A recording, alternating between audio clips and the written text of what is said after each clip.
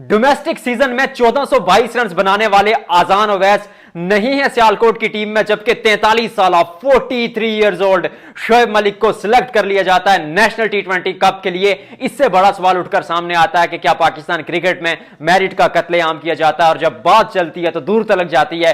कई लोग पूछ रहे हैं कि क्या मोहसिन नकवी ये क्या सर्जरी की बातें कर रहे हैं, क्या पोस्टमार्टम की बातें कर रहे हैं, वो तो खुद सिफारशी हैं। नजम सेठी इस पर बोले। नजम सेठी ने बड़ी खास बात की है कि आप मेरिट की बात करते हैं, जब पीसीबी में मैं आया था तो मैं भी मेरिट पर नहीं आया था। और उन्होंने कहा कि आर्मी चीफ का एक chief of army staff Pakistan के पुराने वो कंट्रोल करते थे पाकिस्तान क्रिकेट बोर्ड को, और उनके कहने पर रमीज राजा को रोका गया था। ये कहानी क्या है, मैं नहीं कह रहा, नजम सेठी साहब कह रहे हैं। इसकी डिटेल में चर्चा करेंगे कि पाकिस्तान क्या यंगस्टर्स के साथ ज्यादती करता है, क्या जो नए खिलाड़ी हैं पाकिस्तान के वो परफॉर्म करते हैं लेकिन टीम में नहीं आते हैं तो एक दो मुकाबलों के बाद ड्रॉप हो जाते हैं, जबकि जो बड़े बड़े खिलाड़ी हैं वो 7 इवेंट्स हारने के बाद भी टीम में मौजूद हैं। We shall find out it, पूरी चर्चा करेंगे। उसके साथ साथ कई लोग पूछ रहे हैं कि क्या यार ये जो आईसीसी है ये सच में भारत को सपोर्ट करता है क्या? बीसीसीआई की पकड़ दकड़, वो डोमिनेंसी इतनी ज्यादा, वो पावर इतनी ज्यादा है आईसीसी में कि उनकी मर्जी के मुताबिक फैसले किए जाते हैं। कमाओ पुत्र है वैसे बीसीसीआई जो है आईसीसी का, तो बात तो माननी पड़ती है, लेकिन किस तरह से मान रहा और क्यों मान रहा, और इतना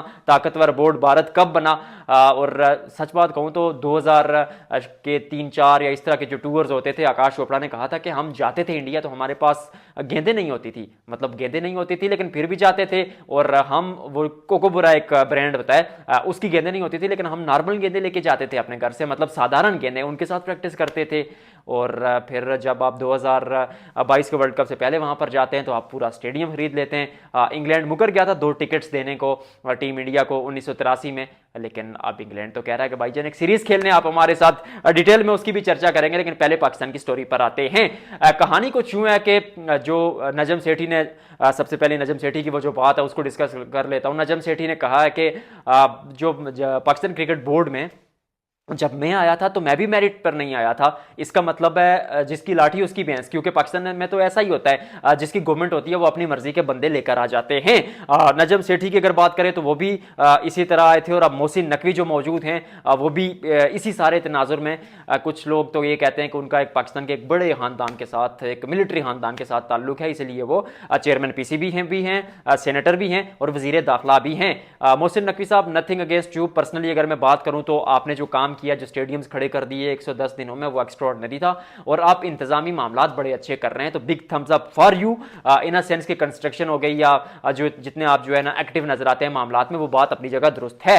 लेकिन पाकिस्तान क्रिकेट एक पार्ट टाइम चीज नहीं है, Pakistan cricket is a full time job, और इसमें कोई ऐसा बंदा होना चाहिए जो फुल टाइम एक्टिव रहे और फुल टाइम क्रिकेट अफेयर्स को देखे।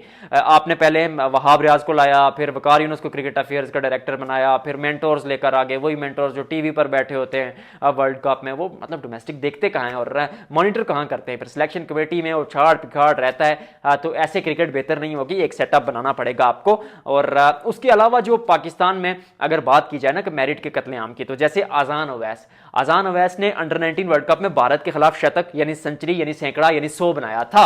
अब एक खिलाड़ी जो भारत के खिलाफ 100 बनाता है और डोमेस्टिक क्रिकेट में 1422 रन बनाता है, आप उसको टीम में नहीं रखते और शोएब मलिक को टीम में रख देते हैं। मतलब वो शोएब मलिक जो 43 साल के हो चुके हैं, पाकिस्तान टीम में कोई दूर दूर तक उनका चांस नहीं है। और अगर चांस बन भी जाए, पहली बात है चांस नहीं बन रहा, लेकिन बन भी जाए तो फिर वो कितना अरसा आपके लिए खेल रहे हैं? आपने तो नई टीम बनानी है, यंगस्टर को डेवलप करना है, शावेज इरफान जैसे खिलाड़ियों को आपने नजरअंदाज किया और आप खिलाड़ियों को ग्रोम नहीं कर रहे। चाहे वसीबुल्लाह खान हो, 4 मैचेस या 5 मैचेस मिलते हैं, वो भी 3-4 दफा ड्रॉप होकर, यानी एक मैच मिलता है फिर ड्रॉप कर दिया जाता है। अब्दुल्ला शफीक 3 मैचेस में फेल हुए थे, आपने उनको ड्रॉप कर दिया, ऑल ऑफ सडन आप वापस उनको लेकर आए। अगर वो इस सीरीज में न्यूजीलैंड के खिलाफ रन नहीं बनाते, आप फिर ड्रॉप कर देंगे।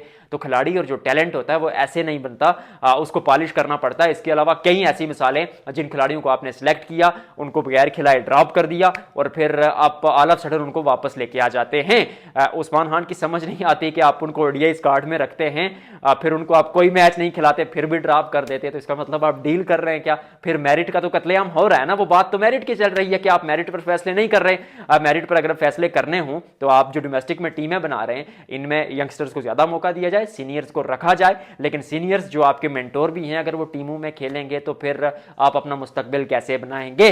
और सबसे बड़ी बात तो यही है कि आपका चेयरमैन जो है वो वजीर दाखिला भी है, वो सेनेटर भी है, वो आपकी क्रिकेट को भी देख रहा है, तो फिर आपकी क्रिकेट कहां जाएगी? अच्छा, कुछ लोग ये कहते हैं कि आपका जो चेयरमैन है वो एक्स क्रिकेटर, को महान क्रिकेटर होना जरूरी है, तो जय शाह साहब भी तो क्रिकेटर नहीं है उस तरह से, तो फिर वो तो बीसीसीआई का काम ठीक ठाक चला रहे हैं। तो we shall find out it कि गलती कहां हो रही है। मेरिट का कत्लेआम इन अ सेंस हो रहा है कि आप जो खिलाड़ी सिलेक्ट कर रहे हैं के लिए जो आप टीम बनाते हैं उसमें आपकी प्लानिंग नहीं होती, क्योंकि आप इमाम उल हक आपकी टीम का हिस्सा नहीं थे। इमाम उल हक अचानक टीम में आते, वो खेल जाते, तो फिर 15 रुकनी स्क्वाड आप माने कि आपने सही सिलेक्ट नहीं किया था। फ़हीम अशरफ का कहीं भी नाम नहीं था, लेकिन वो खेल जाते हैं। कुछ लोग कह रहे हैं कि मियां नवाज शरीफ साहब ने उनके लिए कॉल की थी। मुझे नहीं पता पर्सनली कि उन्होंने कॉल की थी या नहीं। बीइंग अ जर्नलिस्ट मेरे किसी जराए ने या मेरे किसी खबरी ने मुझे खबर नहीं बताई, लेकिन अगर ऐसा है या नहीं भी है, फिर भी एक ऐसा खिलाड़ी जो आपके कोर में ही नहीं है, आपके पूल में ही नहीं है, आप उसको कैसे खिला सकते हैं। उसके साथ साथ नजम सेठी ने एक और खास बात की है कि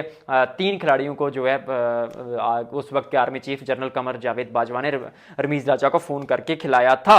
मतलब उनके साथ जो होस्ट बैठे थे और उनमें जो कन्वर्सेशन हो रही थी वो इस तरह की थी। तो फिर वहां पर यह बात आती है कि 2022 का वर्ल्ड कप तो ऑस्ट्रेलिया में हुआ था, 21 के वर्ल्ड कप में आपने अच्छी क्रिकेट खेली थी, 22 के वर्ल्ड कप में भी आप फाइनल खेले थे, और वहां पर जो लड़के आउट ऑफ द बॉक्स आए थे उनमें मोहम्मद हारिस थे, फिर शोएब मलिक 21 के वर्ल्ड कप में आ गए थे, तो मतलब ठीक ठाक परफॉर्म किया था। तो जो खिलाड़ी परफॉर्म कर रहे हैं तो मतलब we don't have any right to criticise them. हमने खुल के क्रिटिसाइज किया चैंपियंस ट्रॉफी में, और जब टीम अच्छा खेलती है तो हम खुल के अप्रिशिएट भी करते हैं, क्योंकि बीइंग अ जर्नलिस्ट एक ये चीज जरूर बनती है कि आप राइट चीज को राइट ही कहें। तो जो पाकिस्तान क्रिकेट बोर्ड कर रहा है यंगस्टर्स के साथ, दैट्स नॉट राइट। तो we shall find out it कि कहां गलती हो रही है। और अगर इस तरह के पावरफुल लोग, नॉट ओनली आर्मी चीफ, जो भी और लोग हैं, वो अगर फोन करके आपको कहेंगे कि इस खिलाड़ी को सिलेक्ट करना है, इसको नहीं सिलेक्ट करना, तो फिर टीम नहीं बनेगी। We should give authority to Pakistan cricket board, PCB and the selectors. आज की ये स्टोरी थी जी मैन, और आपको क्या लगता है बताइएगा कि कत्लेआम हो रहा है नहीं हो रहा। और उसके साथ साथ दूसरी स्टोरी पर आते हैं। आज की जो बड़ी खबर है वो ये है कि कुछ खबर तो नहीं है, कुछ लोग कह रहे हैं कि यार ये बीसीसीआई जो है सच में आईसीसी इनको सपोर्ट करता है। सबसे पहले देखिए, एक तो कमाऊ पुत्र है, उसकी इज्जत जरूर है, पावर जरूर है उनकी, लेकिन प्लेइंग कंडीशंस की अगर बात करूं ना, जो मतलब खेलते हुए जो लोग बात कर रहे हैं कि अंपायर जानबूझकर कोई गेंद नो बॉल दे देगा, या फिर रूल्स उनके लिए चेंज कर दिए जाएंगे, या फिर रिव्यू सिस्टम को खराब कर दिया जाएगा, ऐसा कुछ नहीं होता। और ना कोई टीम जानबूझकर मैच फिक्स करके हारती है। स्पॉट फिक्सिंग होती है। स्पॉट फिक्सिंग ये चीज होती है कि फलाने ओवर की छठी गेंद आपने नो करानी है, वाइट करानी है। वो क्रिकेटर्स कई लोग करते हैं, मैं सबका नाम नहीं ले सकता, या मैं किसी का भी नाम नहीं ले सकता, मैं सबको कह भी नहीं सकता, तो कुछ लोग ऐसा करते हैं। लेकिन ऐसा नहीं है कि पूरी टीम, चाहे वो टीम इंडिया हो, पाकिस्तान के डोमेस्टिक क्रिकेट में ऐसे केसेस मौजूद हैं। तो स्पॉट फिक्सिंग इस तरह होती है, लेकिन मैच कोई फिक्स नहीं होता। तो ऐसा मत सोचिएगा कि भारत जानबूझकर चैंपियंस ट्रॉफी जीत जाता है, भारत जानबूझकर वर्ल्ड कप जीत जाता है, अगली टीमें जानबूझकर हारती हैं, ऐसा नहीं होता। तो ना रिव्यू खराब किया जाता है, ना टीमें जानबूझकर हारती हैं। तो फिर बीसीसीआई की क्या पावर है? बीसीसीआई की पावर यह है कि वो जब 2024 का वर्ल्ड कप था ना, तो वहां पर एक खबर चली थी कि आप गियाना में अपना सेमीफाइनल खेलने हैं। तो भारत ने कहा कि अगर अपन लोग पहुंचे तो अपन लोग अपना सेमीफाइनल बारबाडोस में खेलेंगे। वहां पर वो उन्होंने खेला, क्योंकि कमाऊ पुत्र है, वो बताऊंगा क्यों कमाऊ पुत्र है, क्यों इतनी उनकी पावर है आगे चलकर। तो एक ये फैसला उन्होंने अपने हक में किया। फिर हरभजन सिंह पर एक दफा पाबंदी थोड़ी सी लगी थी, तो बीसीसीआई ने कहा था कि पाबंदी तो हम अपने खिलाड़ी पर नहीं लगने देंगे, तो वो बीसीसीआई ने उनको भी खिला दिया। शिखर धवन का भी इसी तरह का एक सीन हुआ था। तो कहने का ये मतलब है कि इन सम काजेज, अगर आप आउटसाइड द फील्ड बात करें, आप कोर की बात करें, आप मैनेजमेंट में बात करें, तो फिर बीसीसीआई की पावर और असर और सूख है।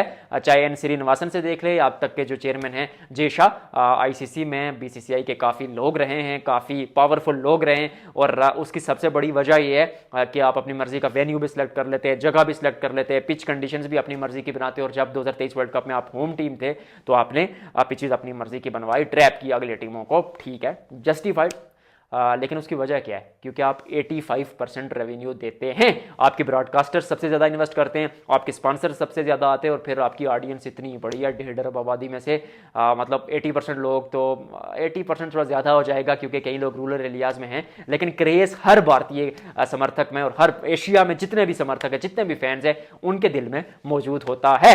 तो फिर उसके साथ साथ दूसरी जो बड़ी वजह है वो ये है कि आपके पास एक वर्ल्ड क्लास लीग है जिसके होते हुए टीमें इंटरनेशनल मैचेस नहीं खेलती। अभी पाकिस्तान न्यूजीलैंड की सीरीज है, जो बड़े खिलाड़ी हैं सेंटनर हो गया या इसके साथ साथ कॉनवे हो गए, डेरल मिचेल हो गए, तो जिनकी भी जिधर डेरल मिचेल नहीं है, कॉनवे और मिचेल सेंटनर और 2-3 इसी तरह के और खिलाड़ी हैं, उन्होंने पाकिस्तान के खिलाफ सीरीज छोड़कर प्रेफर किया है खेलना आईपीएल। इसी तरह साउथ अफ्रीका के खिलाड़ी भी होते हैं। तो फिर इतनी बड़ी लीग जब आपके पास होगी मौजूद है कि दुनिया का हर बंदा इसमें खेलना चाहता है। कोविड में आपको याद होगा कि क्रिकेट नहीं हो रही थी तो बीसीसीआई ने कहा था कि हम तो करा लें फिर दुबई में आईपीएल, तो आईसीसी ने कहा कि करा लें, मतलब आपसे कौन, मतलब आपको कौन नो को कर सकता है या क्या कंडीशन। तो वहां पर वो लीग हुई, फिर क्रिकेट रिवाइव हुई, सारी चीजें हुई। और उसके साथ साथ जब इतनी बड़ी लीग से इतनी इन्वेस्टमेंट और इतना वो क्रेज आता है तो फिर कुमाऊं पुत्र की इज्जत थोड़ी बढ़ जाती है। और उसके साथ साथ स्ट्रगल जो बीसीसीआई ने की वो मैं आपको शुरू पर बताई थी कि ऐसा नहीं है कि रात दिन जो है आपने